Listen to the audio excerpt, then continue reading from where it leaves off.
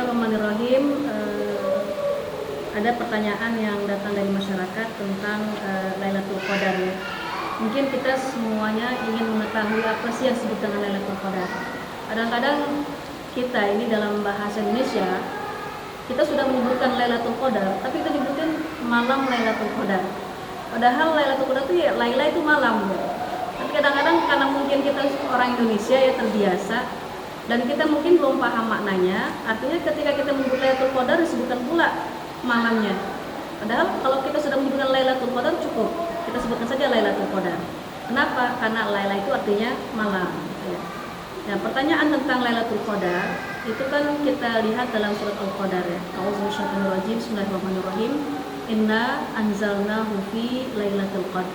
Wa ma adraka ma Lailatul Qadar. Lailatul Qadri khairum min alfi syahr. Tanazzalul malaikatu waruhu fiha bi'izni rabbihim min kulli salamun hiya hatta matla'il fajr. Nah, itu sangat jelas bahwasannya ketika malam Al-Qadar. Jadi kalau kita lihat dalam kitab-kitab tafsir, apa sih pengertian Al-Qadar? Nah, kalau kita buka tafsir As-Sa'di, tafsir Jalalain, kemudian tafsir-tafsir yang lainnya, itu Al-Qadar maknanya banyak sekali, Pak Puji, ya. Jadi contohnya misalkan di situ disebutkan Al-Qadar maknanya sempit. Nah, ketika kita melihat lagi kitab tafsir yang kita baca, sempit maksudnya apa? Oh, ternyata tanazzalul malaikah.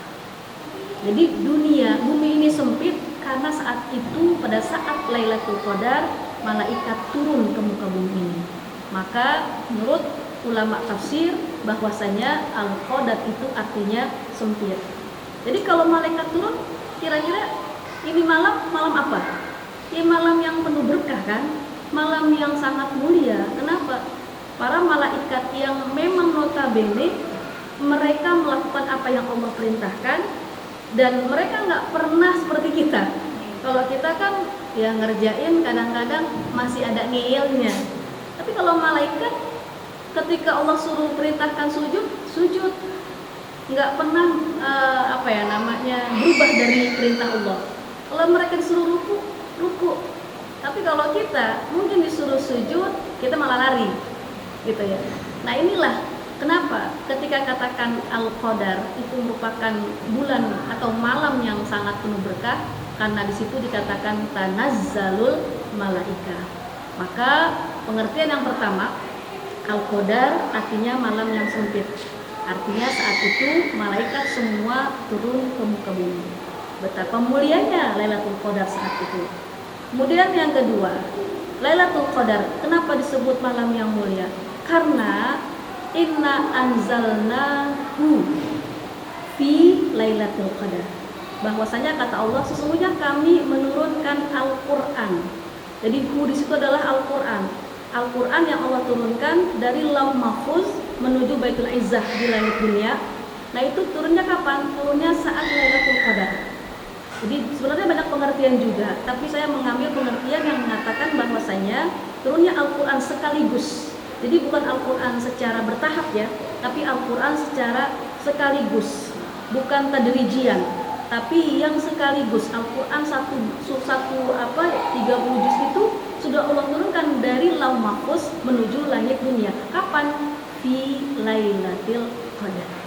Nah, kita tahu Al-Quran itu sebagai apa? Pedoman kita. Berarti kira-kira kalau itu Al-Quran pedoman, mulia gak itu Al-Qadar?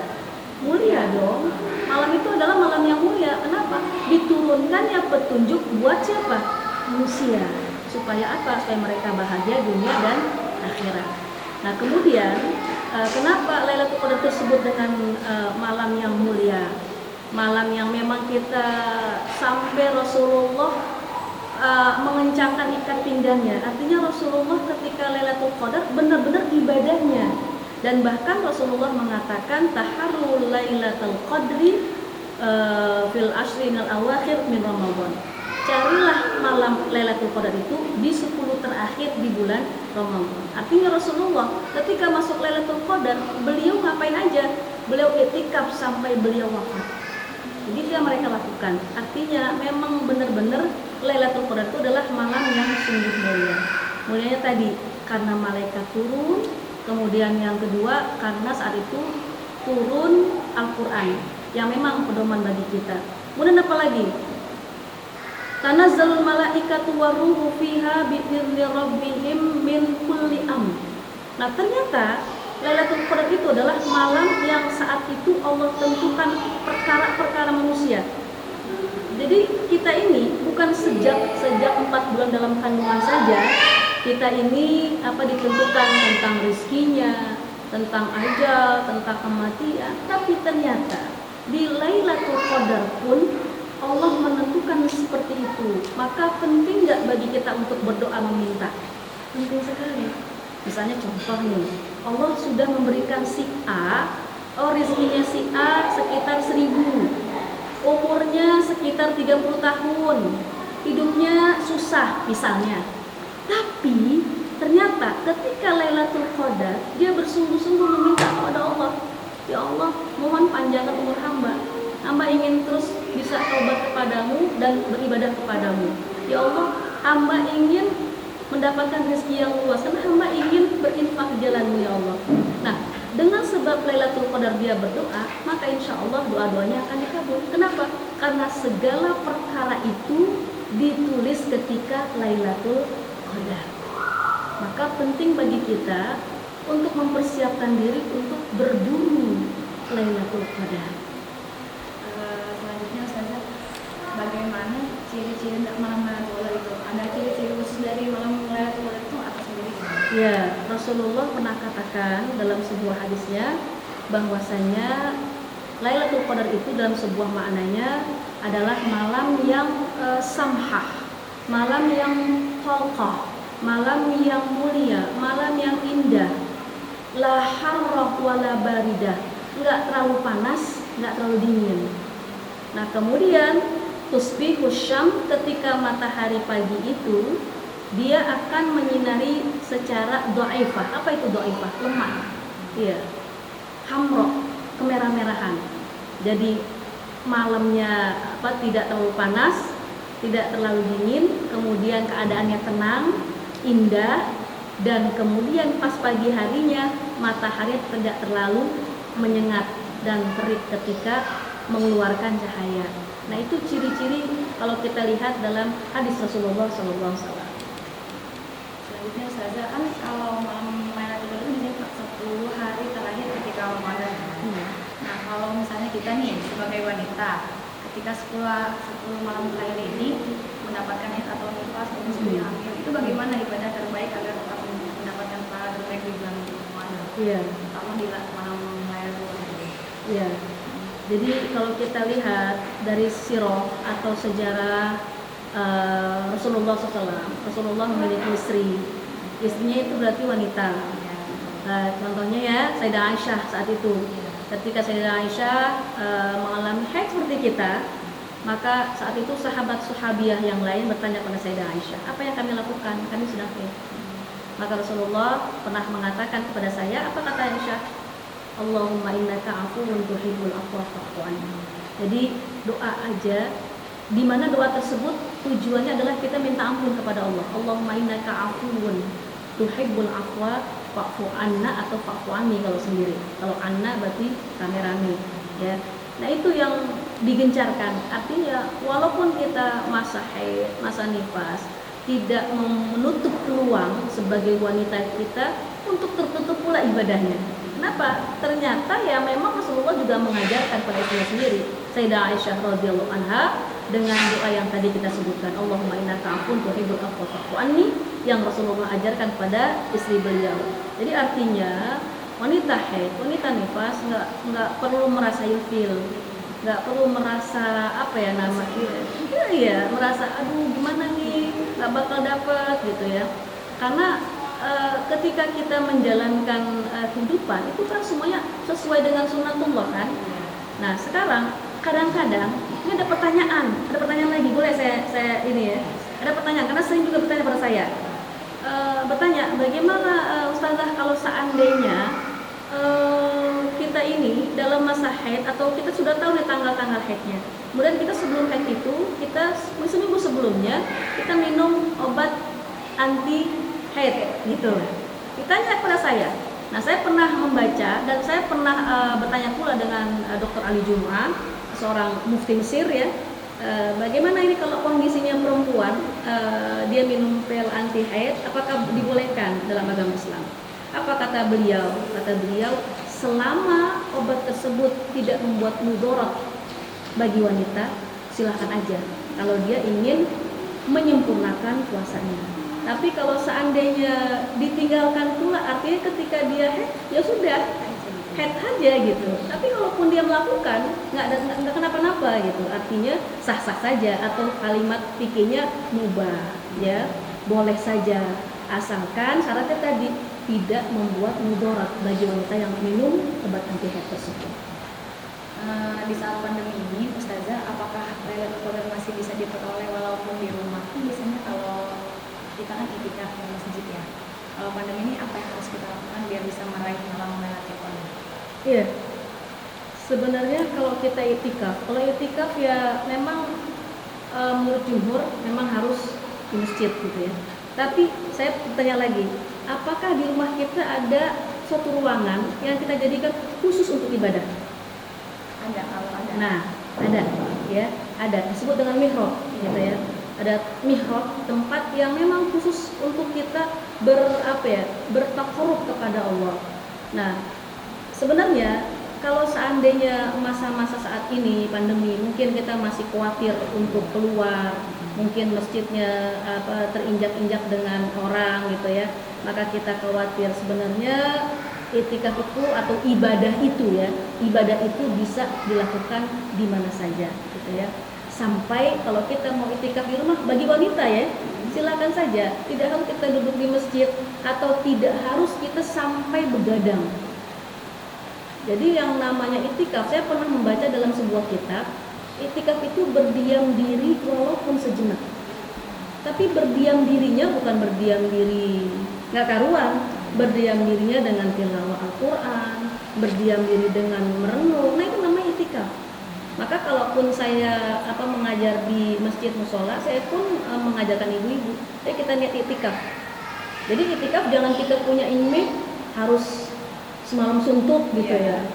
Ketika kita duduk di masjid hanya 2 jam, kemudian memang ketika itu kita baca Quran, kita mengkaji ilmu agama, itu namanya itikaf secara bahasa ya, berdiam diri dalam keadaan untuk ibadah kepada Allah, itu namanya itikaf secara bahasa. Jadi artinya kalaupun kita masa pandemi atau bagi wanita yang mungkin tidak diizinkan oleh suaminya untuk pergi ke masjid, jangan kita sedih atau memaksakan diri untuk keluar.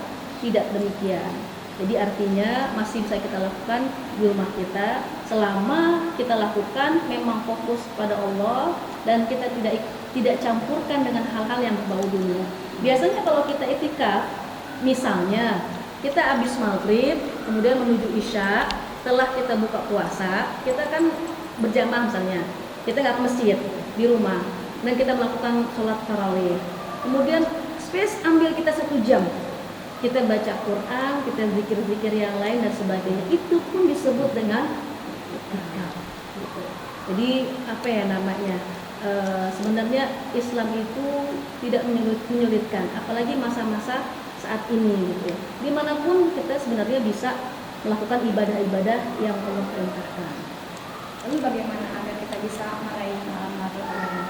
Ya, kalau kita ini kan kepengen banget, bahkan mungkin persiapan kita jauh-jauh hari gitu ya. Kayak kita mau ngadain acara, tentunya itu kan perlu persiapan yang matang sebelumnya kan. Contoh saya misalkan mau acara tarkib, itu sebulan sebelumnya harus persiapkan. Sama ketika kita ingin menjemput Lailatul Qadar pun harus kita persiapkan dari jauh-jauh hari. Bahkan kalau saya baca dalam kitab-kitab, para ulama terdahulu 6 bulan sebelumnya sudah mempersiapkan diri. Jadi sejak bulan Rabiul Awal mereka sudah mempersiapkan diri, padahal Ramadan sudah masih jauh. 6 bulan. Iya, tapi mereka mempersiapkan diri dengan cara apa? Mereka mujahadah. Mereka bersungguh-sungguh ketika ibadah kepada Allah. Mereka apa ya namanya, membersihkan hati dengan cara berzikir, dengan cara membaca Al-Quran, dengan cara menjauhkan diri dari hal-hal yang tidak manfaat gitu ya. Nah itu para ulama terdahulu yang memang ilmunya luas, yang memang insya Allah Allah jamin masuk surga gitu ya. Nah kita kan bukan ulama baru dong. kita bukan kategori ulama gitu ya, kita masih jauh dari mereka gitu ya. Tapi kita ngehnya kadang-kadang pas bulan Syakban baru ngeh, Rajab baru ngeh gitu ya. Maaf ya ini bahasa apa ya, ngeh sadar baru sadar, pas Rajab baru sadar, oh ini mau Ramadan. Apalagi pas malam itu Syakban gitu kan. Biasanya kan di kampung-kampung di Indonesia ini ya, karena kita mengikuti para tabiin Syam, itu apa ya namanya, mensyiarkan dengan cara membaca Al-Quran, entah itu Yasin, entah itu apa gitu, baca Al-Quran dalam Al-Quran. Nah itu ketika malam nisfu Sya'ban, malam ini ya, nanti malam ya, kita baru ngeh, kita baru sadar, oh Ramadan. Nah jadi artinya persiapan kita ini masih minim sebenarnya. Bagaimana kita kepengen dapat yang disebut Lailatul Qadar kalau kita nggak punya mujahadah, apa ya, nggak punya usaha yang keras kita untuk memburu Lailatul Qadar, yang padahal notabene ulama terdahulu yang memang mereka sangat warok, mereka zuhud. Kalau kita kan masih mikirin dunia, kita masih mikirin baju lebaran, kita masih mikirin tembok mesti dicat. Kita baru sadarnya ketika malam Syakban gitu. Padahal harusnya kita mungkin habis Ramadan harus disadarkan diri bahwa tahun besok aku ini nggak mau kalah, aku harus dapat Lailatul Qadar. Nah, jadi mujahadah itu kesungguhan dari kita untuk mempersiapkan. Dengan cara apa? Dengan cara berbenah diri, dengan cara lebih hebat lagi baca Al-Qur'annya, dengan cara apa? Dengan cara lebih diperhebat juga kebaikan-kebaikan kita. Jadi artinya udah bukan orang yang dapat Lailatul Qadar orang yang bisa membaca orang gitu, bukan. Tapi Lailatul Qadar adalah mereka yang memang ketika ba'da Ramadan, selepas Ramadan, kebaikan mereka lebih dan akhlak mereka lebih bagus lagi. Nah itulah mereka yang mendapatkan Lailatul Qadar. Bukan mereka yang bisa terbang, bukan mereka yang bisa menerawang, tapi mereka yang ketika setelah Ramadan ibadah mereka lebih hebat lagi, akhlak mereka lebih bagus lagi. Mereka orang-orang yang insya Allah mendapatkan disebut dengan Lailatul Qadar. Maka cirinya tadi saya katakan, pokoknya apa namanya, tanamkan mujahadah dalam diri kita, kesungguhan dalam diri kita, usaha kita untuk dapetin Lailatul Qadar tadi. Kenapa? Coba kalau kita lihat surah Al-Baqarah deh, bab 83. Itu kan yang tadi saya katakan, ya ayyuhalladzina amanu kutiba alaikumusiyam kama kutiba alal ladzina min qablikum la'allakum. Apa kira-kira piala yang akan kita dapat? Takwa kan? Tapi takwa kan bukan kita berdoa, duduk gitu minta takwa tanpa ada usaha kita kan? Ada usaha kita? Ada. Kalau orang itu pengen takwa, ini dia harus pengen cari tahu dong. Apa itu tentang sholat, apa itu tentang rukun-rukun sholat, tentang puasa, tentang syarat wajibnya puasa, supaya kita bisa mengerjakan ibadah-ibadah yang Allah berikan kepada kita. Maka takwa itu, kalau kata Imam Sibawai, ada kalimat la'allakum. Lafaz la'alla tersebut adalah litaraji wal isfaq. Apa itu? Artinya harapan yang dibarengi dengan usaha kita, usaha yang keras. Jadi kalau kita pengen jadi orang yang bertakwa, ya kita punya usaha dong dari diri kita. Kalau kita pengen dapat Lailatul Qadar, ya kita harus punya dong usaha dari diri kita. Yang tadi disebutkan adalah dengan cara mujahadah tadi. Ada usaha dari kita untuk mendapatkan Lailatul Qadar. Kenapa? Karena semua itu nggak didapat kecuali dengan usaha kita. Selanjutnya ya, Ramadan tetap terjaga walau keluar pergi. Bagaimana caranya terjaga? Ya. Ramadan tetap terjaga. Ya. Ya, jadi kita kepengennya Ramadan itu masih berlangsung, maksudnya bukan Ramadannya, maksudnya ibadah-ibadahnya. Iya, seperti yang kita kerjakan Ramadan. Kalaulah Ramadan kita bisa qiyamul lail sampai 10 rakaat, masa sih ba'da Ramadan kita cuma 2 rakaat? Begitu kan? Artinya balik lagi dong. Balik lagi ke bagian minimal. Padahal kita kan pengennya berlanjut atau mungkin lebih begitu. Atau baca Qur'annya pada masa Ramadan kita bisa 1 hari one day 1 juz, atau one day 2 juz gitu ya, atau one day 3 juz gitu ya, 1 hari gitu ya, sampai hatam 3 kali. Tapi selepas Ramadan kita lemes lagi. Nah ini kan artinya perlu bagi kita untuk memahami makna ibadah-ibadah yang Allah perintahkan buat kita. Jadi ketika Allah perintahkan sholat, aqimus sholat, apa itu artinya? Dirikanlah sholat. Ya kita kudu tahu. Kalau kata orang Bukit Duri bilang, kita kudu tahu apa sih maknanya sholat. Sholat itu kan bukan sekedar ibadah ritual kan? Ada gak implikasinya buat sosial? Bagaimana cara kita supaya kita paham tentang sholat yang kita kerjakan? Supaya apa? Supaya ibadah kita benar-benar ada chemistry-nya. Bukan sekedar kita ritual saja, supaya punya impact. Padahal dalam Al-Quran Allah katakan inna sholata tanha anil fahsya wal munkar. Itu kan intinya sholat. Nah, tapi ada orang yang STMJ, sholat terus maksiat jalan. Sholat terus maksiat jalan. Berarti ada gak impact ketika dia melakukan sholat? Tidak ada. Kenapa? Karena dia belum memahami makna sholat. Padahal kan suatu hubungan yang baik antara Allah dengan kita sebagai hambanya, begitu kan? Maka ketika kita pengen istiqomah, kita maknai dulu dong tentang ibadah-ibadah yang kita kerjakan. Apa sih sholat malam? Apa sih manfaatnya? Apa sih fadilahnya? Jadi kita harus tahu tentang keutamaan supaya kita ini benar-benar istiqomah. Oh ternyata sholat malam itu begitu dahsyatnya kemuliaannya di dunia sampai di akhirat. Kemudian baca Al-Quran begitu hebatnya kemuliaannya di dunia maupun akhirat. Bahkan orang-orang yang nggak sadar sama Al-Quran, kata Allah, "Wa man a'rada an dzikri fa inna lahu ma'isyatan dhanka wa nahsyuruhu yaumal qiyamati a'ma." Dia akan dihidupkan dalam kehidupan yang sempit, kata Allah, dan kelak akan dibangkit dalam keadaan buta ketika dia nggak sadar, nggak mau tahu tentang Al-Quran.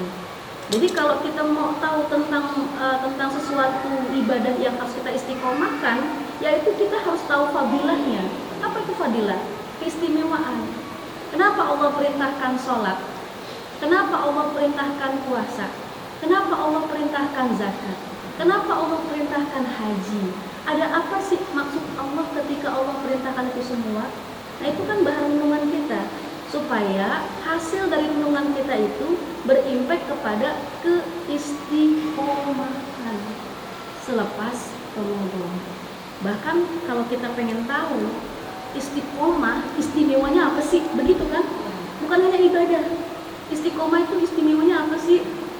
Kalau kita lihat di Al-Quran, surat Fussilat, surat ke-41, itu ayat 30 sampai 31 sampai 32 itu disebutkan, A'udzubillahi minasyaitonir rajim, innal ladzina qalu rabbunallah tsumma istaqamu tatanazzalu 'alaihimul malaikah alla takhafu wa la tahzanu wa abshiru bil jannati allati kuntum tu'adun.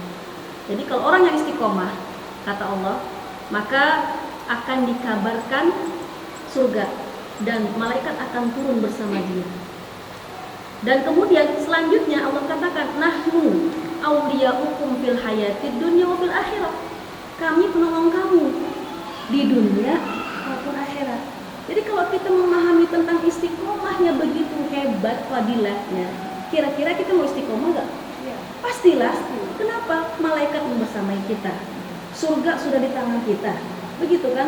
Kemudian disebutkan bahwasanya Allah menjadi penolong kita, baik dunia maupun akhirat.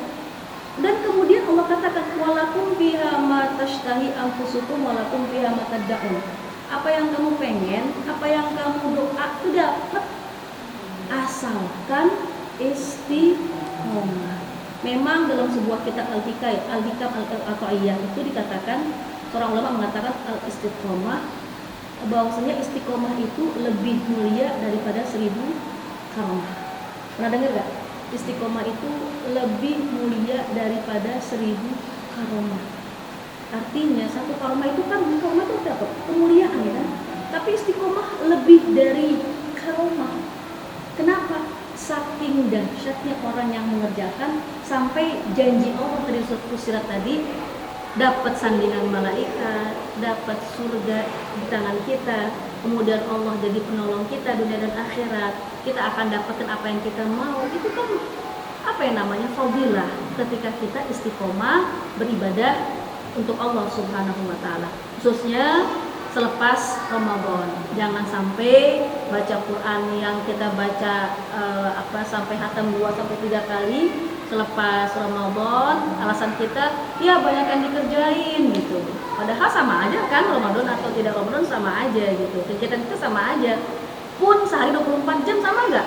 Sama saja gitu. Artinya tinggal kita membagi waktu. Apakah kita bisa kita bagi waktu untuk Allah, untuk Allah, untuk Allah. Ya, selanjutnya Ustazah, bagaimana menjaga sistem imun saat puasa di masa pandemi ini? Ya, ini penting ya, karena kita kan dalam Al-Quran pun Allah perintahkan kita untuk fakulu mimma fil ardi halal thayyiban, disuruh makan yang halal tapi yang thayyib ya, bukan yang thayyib nggak halal. Tapi dua kan kategorinya, makannya yang halal kemudian yang thayyib. Apa sih thayyib? Sesuatu yang mengandung kebaikan buat kita. Iya, apa yang Allah perintahkan yang baik-baik, cari yang baik-baik. Ternyata kalau kita belajar dari ilmu kesehatan, ya, ternyata banyak yang Allah ciptakan itu buat kebaikan kita. Dan bahkan mungkin buah-buahan yang sangat murah harganya begitu dahsyat nilai vitaminnya.